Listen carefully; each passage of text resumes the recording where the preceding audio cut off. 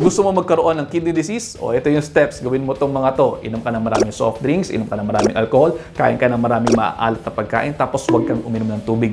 Manigarilyo ka din at huwag mong tingilan. Kung mayroon kang diabetes at hypertension, pwede mo ring palalain ang mga yan para lalong masira ang bato mo. Huwag kang uminom ng gamot na sinasabi sa iyo ng doktor mo at huwag ka na rin mag-follow up.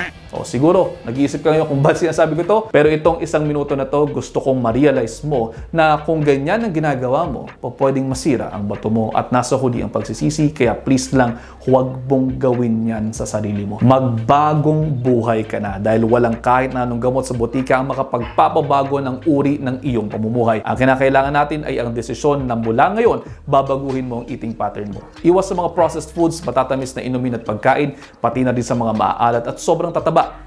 Mainam din ang kumain ng mga gulay, prutas at whole foods upang makaiwas sa sakit na ito. Again, tanggalin na mga bisyo, walang mabuting magagawa sa mga buhay ninyo. At paano? 1 minute na to, I just hope you are all 1 minute wiser. I'll see you next time. Ingat.